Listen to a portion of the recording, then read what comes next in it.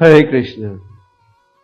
ओम ज्ञान तिमिरन्धस्य ज्ञानाञ्जनशलाकया चक्षुर्मिलितं तस्मै श्री गुरवे नमः। हरे कृष्ण। इन श्लोकों में और अनुवाद में हमारा पूरा संदेश प्राप्त होता है। तात्पर्य में प्रभुपाद जी कहते हैं कि आध्यात्मिक जीवन में आगे बढ़ने के लिए हमें प्रमाणिक गुरु की शरण लेनी चाहिए, उनसे दीक्षा ग्रहण करनी चाहिए। श्रीमद् भागवतम के 34 स्कंद में नारद मुनि प्रचेतस को कहते हैं कि स्वाभाविक व्यक्ति 3 प्रकार के जन्म प्राप्त करता है। पहला जन्म है जब वो माता के गर्भ से जन्म लेता है, इस जन्म को कहा जाता है शोक्र जन्म। शोक्र का अर्थ है वीर्य, और शोक्र जन्म एक रूप से पशु भी प्राप्त करते हैं। पशु भी जन्म लेते हैं वीर्य के कारण। दूसरा जन्म प्राप्त होता है जब आपको हरि नाम दीक्षा प्राप्त होती है, इसको कहा जाता है सवित्र जन्म। और तीसरा जन्म प्राप्त होता है जब हमें गायत्री मंत्र या ब्राह्मण दीक्षा प्राप्त होती है, और इसे कहा जाता है यज्ञ का जन्म। चैतन्य महाप्रभु जी ने भक्ति का उपदेश देते हुए सनातन गोस्वामी से कहा कि पहले कदम में हमें प्रमाणिक गुरु की शरण लेनी चाहिए। और प्रमाणिक गुरु के विषय में रूप गोस्वामी उपदेशामृत में कहते हैं, वाचो वेगम मनस क्रोध वेगम जीव वेगम उदारपस्थ वेगम, कि प्रमाणिक गुरु को मन और इंद्रियों पर पूरा वश होना चाहिए और शास्त्र के आधार पर उपदेश देना चाहिए। तो पहले कदम में हम प्रमाणिक गुरु की शरण लेते हैं, सेवा करते हैं, फिर दीक्षा लेते हैं। फिर आगे चैतन्य महाप्रभु ने कहा कि ये पूछो कि मुझे क्या त्यागना चाहिए भगवत प्रेम को प्राप्त करने के लिए। जिस प्रकार साधारण स्थिति में अगर मान लो आपको कोई बीमारी हो जाए, मान लो आपको डायबिटीज की बीमारी हो जाए, तो चाहे आपको चीनी का कितना शौक हो, मीठी चीज़ों का शौक हो, आपको छोड़ना पड़ेगा अगर आप उस बीमारी से बचना चाहते हो। तो इसी प्रकार चैतन्य महाप्रभु ने कहा, ये पूछो कि हमें क्या त्यागना चाहिए भक्ति के मार्ग में आगे बढ़ने के लिए। और 5वें कदम में जो त्यागने की आवश्यकता है उसे किसी कीमत में भी त्यागो। रूप गोस्वामी और 6 गोस्वामियों ने हमें अनेक प्रसिद्ध ग्रंथ दिए हैं, और हमारी ये इच्छा होनी चाहिए कि हम उनकी शिक्षा को ध्यान से समझें। तो रूप गोस्वामी जी कहते हैं, हे मेरे प्रिय मित्र, जो भी कीमत भरनी पड़े भरो, पर कृष्ण भक्ति को जरूर प्राप्त करो।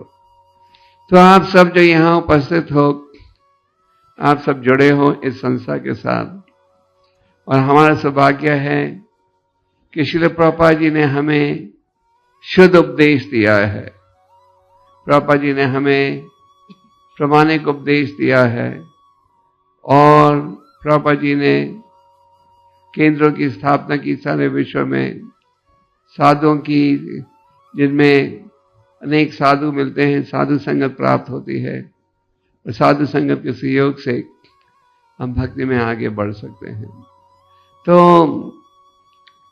रूप गोस्वामी जी कहते हैं, किसी कीमत में भक्ति के मार्ग में जरूर सफलता प्राप्त करो। तो आप सब जुड़े हो इस संस्था के साथ। आप में से कईयों ने हरि नाम दीक्षा भी दी है, ब्राह्मण दीक्षा भी दी है, और हम सबका उद्देश्य ये होना चाहिए कि हमने भगवत प्रेम प्राप्त करना है। और इन श्लोकों में अमरीश महाराज अच्छा उदाहरण दे रहे हैं किस प्रकार से हम इस आध्यात्मिक क्षेत्र में सफलता प्राप्त कर सकते हैं। अमरीश, यहाँ सुखदेव गोस्वामी कहते हैं कि महाराज अमरीश ने सदा अपने मन का उपयोग किया भगवान का चिंतन करने के लिए।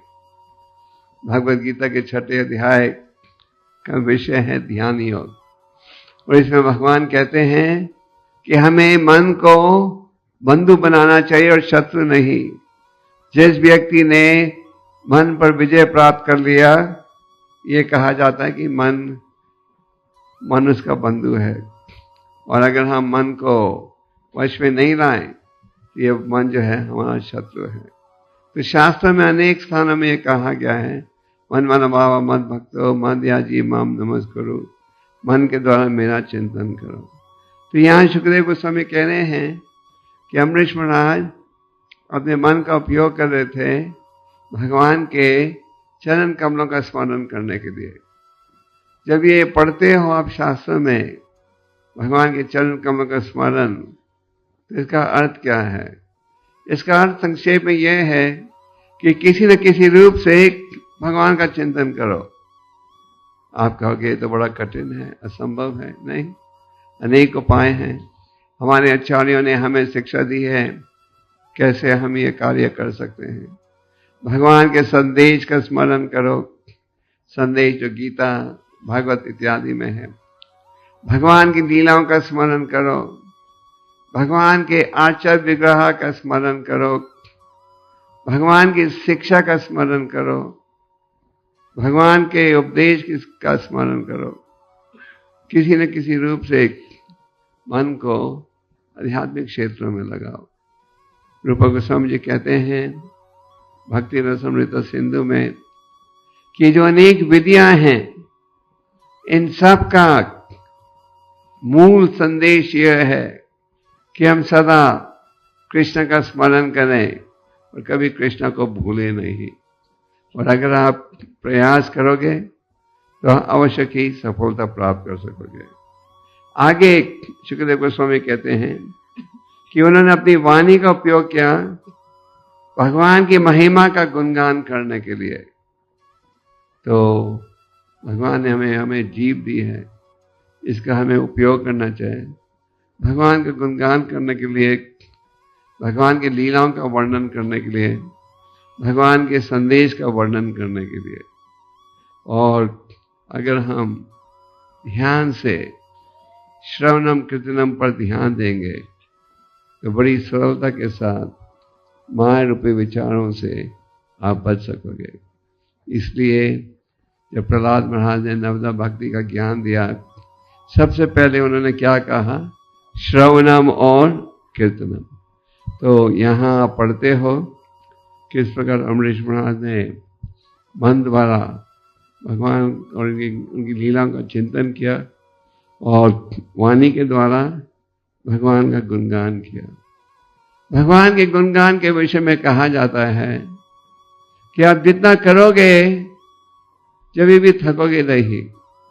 कई बार भौतिकवादी व्यक्ति पूछते हैं क्या आप लोग रोज एक ही मंत्र का जाप करते हो, कीर्तन करते हो, थकते नहीं?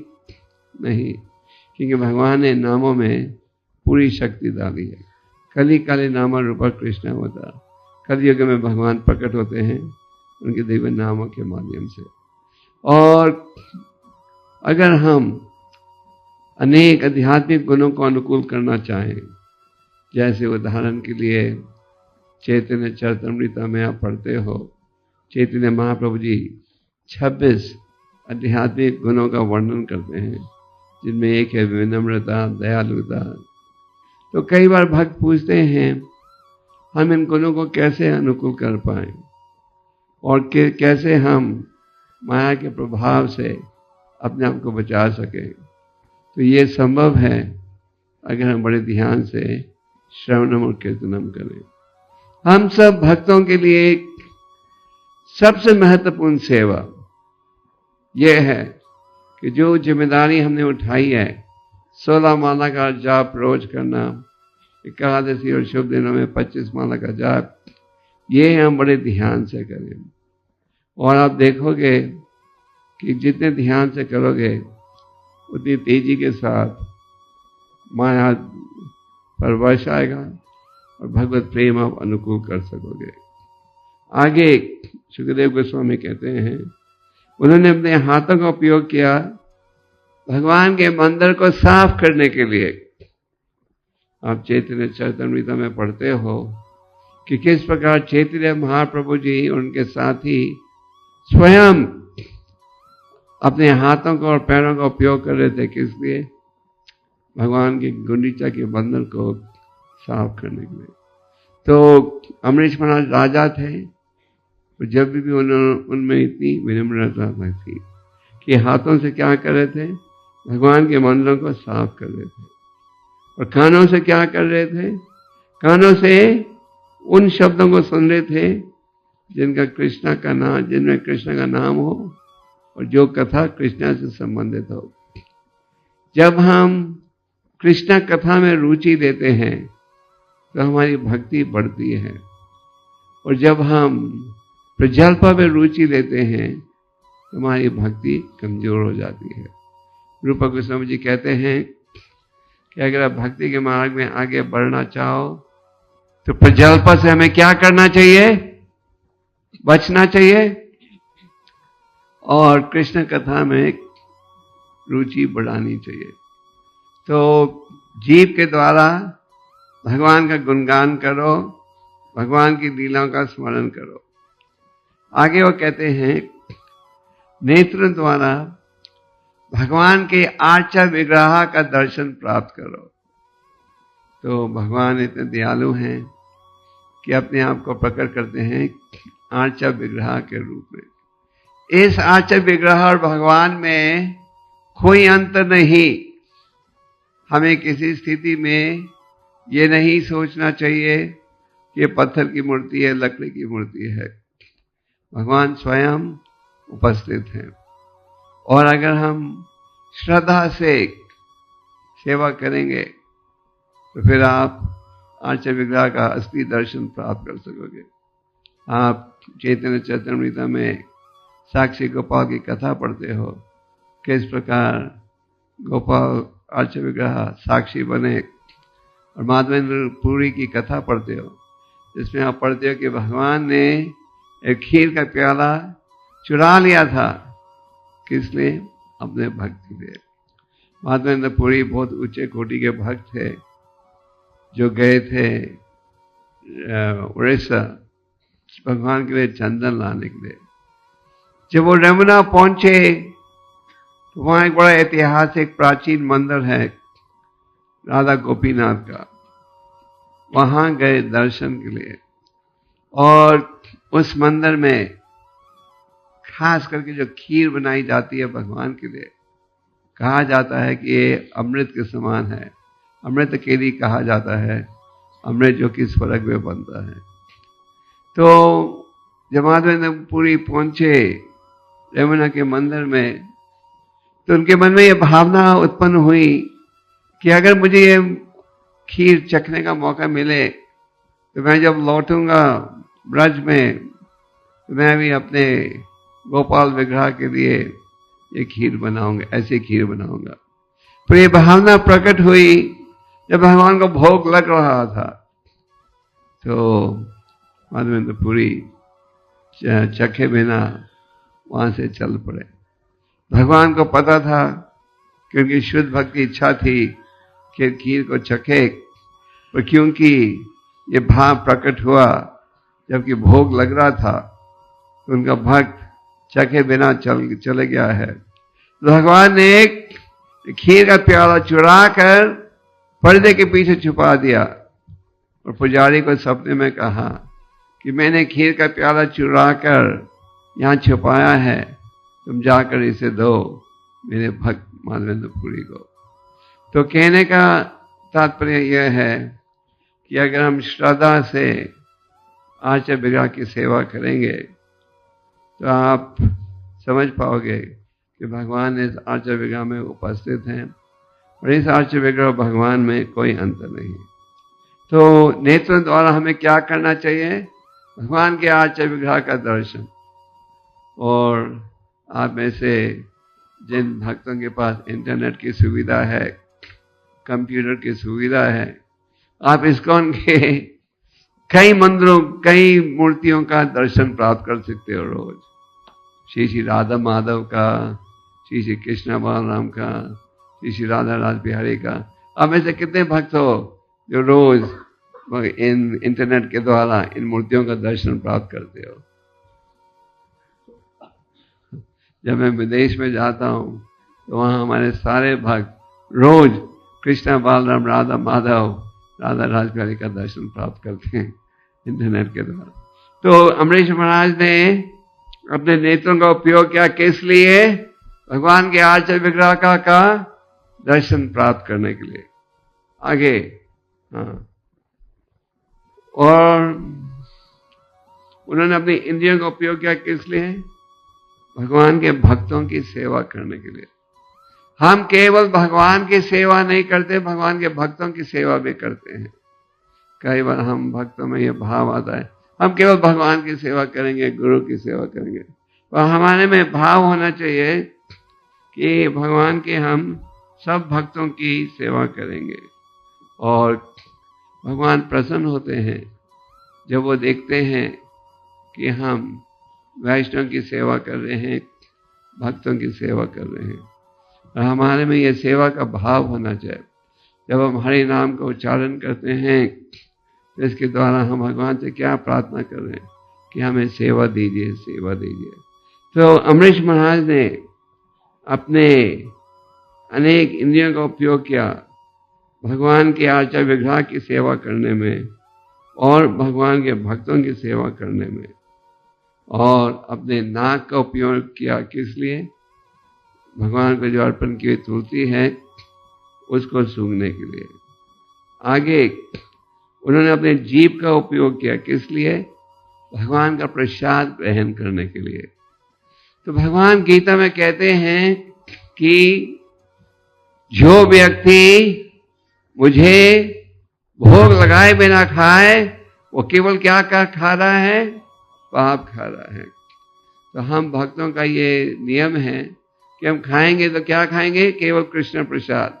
तो आप ऐसे कितने भक्त हो जो कि केवल कृष्ण प्रसाद ही ग्रहण करते हो? अच्छा, अच्छी बात है। तो हमारा नियम क्या है कि खाएंगे तो केवल कृष्ण प्रसाद खाएंगे। और भगवान जब देखते हैं कि आप केवल कृष्ण प्रसाद ही खा रहे हो तो इससे बड़ा प्रसन्न होते हैं। जब हम भोग त्याग कर रहे हैं तो हमारे मन में यह भाव होना चाहिए ये भोग तैयार हो रहा है किसके लिए? भगवान की खुशी के लिए, ये नहीं हमारे जबान के चस्के के लिए। और फिर हम भगवान को अर्पण करते हैं भोग मंत्रों के उच्चारण के द्वारा, और भगवान फिर इस भोग को खा लेते हैं। कैसे? नेत्रों के द्वारा और कानों के द्वारा। जो मायावादी भाव के व्यक्ति हैं वो कहते हैं देखो ये मूर्ख वैष्णव लोग कहते हैं भगवान ने खा लिया, वो थाली वैसे के वैसी भरी हुई है। वो समझ नहीं पाते कि भगवान के अनेक गुणों में एक गुण ये है कि किसी एक अंग से किसी और अंग का कार्य कर सकते हैं, किसी एक अंग। और भगवान खाना चाहे तो कैसे खाते हैं? नेत्रों से और कानों से। तो अमरीश महाराज खाते थे क्या? केवल कृष्ण प्रसाद।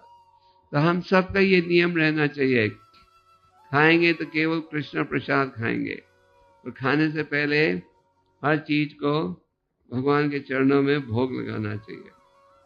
आगे वो अपने पैरों का उपयोग करते थे भगवान के मंदिर चल के जाने के लिए या तीर्थ के स्थानों पे जाने के लिए। क्या आप कहोगे स्वामी जी आप तो बहुत दूर रहते हैं मंदिर से, तीर्थ के स्थानों से, तो आप अपने पैरों का उपयोग करो भगवान के मंदिर चल के जाने के लिए, या मोटर से या साइकिल से या रिक्शा से या ऑटो रिक्शा से या मोटरसाइकिल से। और पैरों का उपयोग करो कहाँ पहुंचने के लिए? भगवान के मंदिर पहुंचने के लिए और तीर्थ के स्थानों में जाने के लिए। आगे अमरीश महाराज अपने सिर को झुका देते किसके सामने? परम भगवान के सामने। श्रीमद् भगवतम में कहा गया है जब हम भगवान के आचार्य विग्रह का दर्शन प्राप्त करते हैं हमें सिर को झुका देना चाहिए, भगवान के सामने प्रणाम करना चाहिए। और अमरीश महाराज कि ये इच्छा थी कि 24 घंटे वो भगवान की सेवा में जुड़े रहे। तो आप कहोगे स्वामी जी ये तो बड़ा ऊंचा विचार है, हम तो उस स्थिति में नहीं हैं।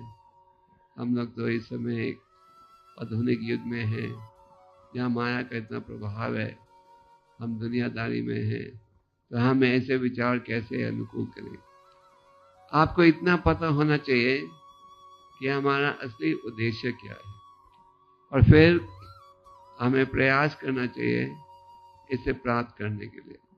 अगर हम शुरू से ही सोचेंगे ठीक है 24 घंटे में हमने तो 2 घंटा सेवा करना है, बाकी 22 घंटे माया की सेवा करना है, तो आप भक्ति के मार्ग में कभी सफलता प्राप्त नहीं कर सकोगे। इसलिए चैतन्य महाप्रभु जी ने सनातन गोस्वामी को शरणागत होने के उपदेश में कहा, पहला नियम यह है जो भक्ति के लिए अनुकूल है उसे स्वीकार करो।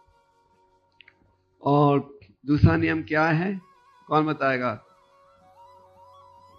जो भक्ति प्रतिकूल है उसे त्यागो, किसी कीमत में भी त्यागो। तो हमारा भाव होना चाहिए कि हम 24 घंटे वही कार्य करें जो कि जिसके द्वारा भगवान की सेवा कर सको। तो आप पूछोगे हम जो विश्राम करते हैं 6 घंटे 7 घंटे, ये भी सेवा है? ये भी सेवा है अगर आप अपने शरीर का उपयोग कर रहे हो, इंद्रियों का उपयोग कर रहे हो भगवान की सेवा में। तो यहाँ उदाहरण दिया जा रहा है अमरीश महाराज का, किस प्रकार 24 घंटे उनके मन में क्या भाव था? कृष्ण सेवा। आप में से कितने भक्तों का यह भाव है 24 घंटे आप कृष्ण भक्ति में रहो? सबका। तो प्रयास करने को तैयार हो? तैयार हो? रूप गोस्वामी जी की शिक्षा पालन करने को तैयार हो? आगे यहाँ अमरीश महाराज की कभी ये इच्छा नहीं थी कि हम इंद्रिय तृप्ति की इच्छा रखें। तो अगर आप इंद्रियों का उपयोग करोगे भगवान की सेवा में तो इंद्रिय तृप्ति से बच सकोगे। और इंद्रिय तृप्ति के विषय में संतों ने क्या कहा है? संतों ने ये कहा है चाहे आप कितना भी प्रयास करो आप इंद्रियों को कभी संतुष्ट नहीं कर सकोगे भौतिक कार्य के द्वारा। जिस प्रकार अगर आप मछली को जल के बाहर रखो तो मछली कभी संतुष्ट नहीं रहेगी, उसी प्रकार भौतिक कार्यों के द्वारा आप कभी इंद्रियों को संतुष्ट नहीं कर सकते। पर अगर आप इंद्रियों को भगवान की सेवा में जोड़कर रखो जैसे शास्त्रों का वर्णन है, फिर आप हर स्थिति में संतुष्ट रहोगे। तो अमरीश महाराज ने अपने अनेक इंद्रियों का उपयोग किया भक्ति संबंधित कार्यों में। हमारी 5 ज्ञान इंद्रियां हैं, उनका उपयोग किया उन्होंने किसमें? भक्ति संबंधित कार्य में। और आगे सुखदेव गोस्वामी कहते हैं, मैंने ये श्लोक आपको क्यों पढ़कर सुनाया, क्योंकि यहाँ सुखदेव गोस्वामी कह रहे हैं ये है भगवान के प्रति आकर्षण बनाने का माध्यम और ये है भौतिक कार्यों से बचने का माध्यम। तो सुखदेव गोस्वामी हमें इन श्लोकों में उपदेश दे रहे हैं कि आप किस प्रकार से भगवान के शरणागत हो सकते हैं। तो हम सबका ये भाव होना चाहिए कि हम इस स्थिति पर पहुंचें। और जैसे आप साधारण भाषा में लोग कहते हैं if you try you will succeed, प्रयास करोगे तो कामयाबी प्राप्त होगी। तो अगर हम प्रयास करेंगे तो फिर सफलता भी प्राप्त कर सकेंगे। प्रभुपाद जी एक उदाहरण देते थे। प्रभुपाद जी कहते थे कि जब वो स्कॉटिश कॉलेज कलकत्ता में विद्यार्थी थे तो उनके एक प्रोफेसर थे जो कहते थे you should always aim to get much higher marks than you need to pass। कि समझो आपको मान लो 40% चाहिए पास होने के लिए, तो आपको ये सोचना चाहिए कि मुझे 80% प्राप्त करना चाहिए। और फिर अगर ये लक्ष्य बनाकर चलोगे तो संभव है 50-60% प्राप्त करोगे। और अगर आप शुरू से ही सोचोगे हमें केवल 40% चाहिए पास होने के लिए, तो संभव है 40% भी नहीं मिले। तो हमारा प्रयास रहना चाहिए कि हम 24 घंटे भगवान के सेवा में रहें। और अगर ये प्रयास रहेगा कि 24 घंटे भगवान की सेवा में रहें, तो ये संभव है कि आप 10, 12, 14 घंटा भगवान की सेवा में रहोगे। तो आप सब कृष्ण भक्ति में जुड़े हो। चैतन्य महाप्रभु जी ने कहा है, ब्रह्मांड ब्रह्मित कोनो भगवानो जी, गुरु कृष्ण कृपा पाए भक्ति लता बीज। अनेक योनियों में गुजरने के पश्चात भाग्यशाली व्यक्ति है जिसे भक्ति का बीज प्राप्त होता है। पर ये बीज उगता कब है, कौन बताएगा? क्या करने पर उगेगा? हाँ, जैसे साधारण स्थिति में बीज उगता है जब आप पानी पिलाते हो, तो भक्ति का बीज उगेगा जब आप श्रवणम और कीर्तनम करोगे। ये हम सब भक्तों के लिए सबसे महत्वपूर्ण सेवा है। और अगर हम बकायदा श्रवणम कीर्तन करेंगे तो इस पेड़ से एक बड़ा अच्छा फल निकलेगा, वो है भगवत प्रेम। और आगे चैतन्य महाप्रभु जी ने कहा कि हमें भक्तों की संगत में रहना चाहिए। साधु संग सर्वशास्त्र काया, नावा मात्र साधु संग सर्व सिद्धि हाया। चैतन्य चरितामृत में कहा गया है कि साधु संगत में रहो। इसलिए जहाँ भी आप रहते हो, आपको इस प्रकार की योजना बनानी चाहिए कि बकायदा आप भक्तों की संगत में रहो। आज इस्कॉन के केंद्र हैं लगभग हर प्रसिद्ध शहर में। इसके अलावा हर शहर में नामाहत और भक्ति वृक्ष के कार्यक्रम चलते हैं। इनका पूरा लाभ उठाओ और भक्तों की संगत में रहोगे तो भक्ति सरल हो जाती है। और अगर हम भक्तों की संगत से दूर जाते हैं तो भक्ति कठिन हो जाती है। तो इसलिए चैतन्य महाप्रभु जी ने कहा कि भक्तों की संगत में हमें रहना चाहिए। और आगे उन्होंने कहा कि हमें एक अपराध से बचना चाहिए। कौन सा है वो अपराध? वैष्णव अपराध। चैतन्य महाप्रभु ने उदाहरण दिया कि अगर एक सुंदर बगीचा होगा और अगर उस सुंदर बगीचे में एक पागल हाथी को छोड़ दोगे तो बगीचा नष्ट हो जाएगा। इसी प्रकार आप बेशक जाप करो, शास्त्रों का अध्ययन करो, और अगर आप साथ में अपराध भी कर रहे हो तो इसके द्वारा आपका भक्ति का बगीचा जो है वो नष्ट हो जाएगा। तो आप सबसे निवेदन है कि आप इन श्लोकों के संदेश का पालन कीजिएगा और साथ में बकायदा शास्त्रों को भी पढ़ो। मधुर्य गोविंद महाराज भी इस विषय पर बल दे रहे थे। आज सुबह प्रभुपाद जी ने बड़ी कठिनाई के साथ इन ग्रंथों का अनुवाद किया और प्रभुपाद जी की हार्दिक इच्छा थी कि आप इन ग्रंथों का अध्ययन भी करो, केवल वितरण नहीं। तो आप सब जो दीक्षित हो, जो दीक्षा लेने की इच्छा रखते हो, आप सबको नियमित रूप से गीता भागवत बकायदा रोज पढ़ना चाहिए। और पढ़ोगे तो आध्यात्मिक बुद्धि तेज होगी, ज्यादा सरलता के साथ अमाया का विरोध कर सकोगे। ये जो साधना भक्ति का उपाय है, साधना भक्ति की शिक्षा जो हमें भक्ति रसमृत सिंधु में मिलती है, इसका हमें पालन करना चाहिए। कलयुग में नियमों की आवश्यकता है माया से बचने के लिए और भक्ति के मार्ग में आगे बढ़ने के लिए। प्रभुपाद जी ने हमें पूरी शिक्षा दी है। प्रभुपाद जी के ग्रंथों में हमें पूरा ज्ञान प्राप्त होता है और हम अगर ध्यान से इन ग्रंथों को पढ़ें और इस शिक्षा का पालन करें तो अपने जीवन को सफल बना सकेंगे। और सफलता का अर्थ है क्या अनुकूल कर पाओगे? भगवत प्रेम। तो भगवत प्रेम हम सबका लक्ष्य होना चाहिए। और अमरीश महाराज अपने जीवन के उदाहरण से हमें ये शिक्षा दे रहे हैं कि किस प्रकार आप भगवत प्रेम प्राप्त कर सकते हो। अगर प्रयास करेंगे तो सफलता भी प्राप्त हो सकेगी। कहते हैं इंग्लिश में, God helps those who help themselves. अभी कार्तिक के महीने में हम दामोदर लीला का उच्चारण करते हैं। दामोदर लीला में आप देखते हो कि यशोदा माता प्रयास कर रही थी अपने बेटे को बांधने के लिए, सब रस्सियों को जोड़ लिया, जब भी ये रस्सियां 2 उंगली कम निकल रही थी।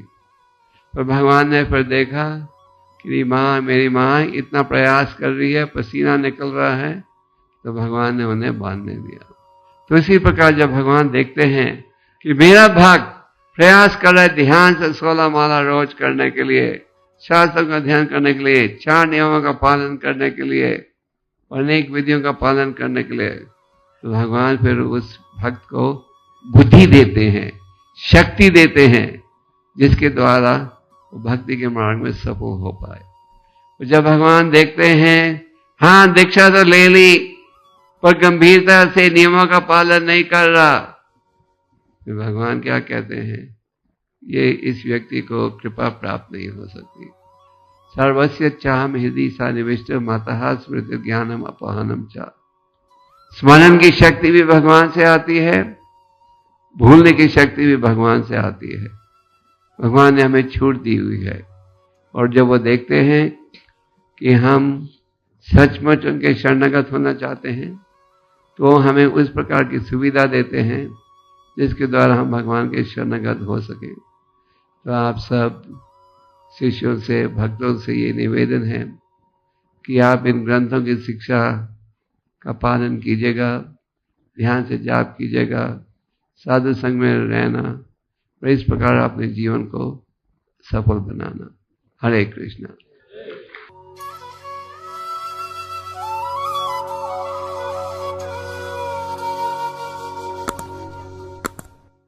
Hare Krishna, Krishna Krishna, Hare Hare,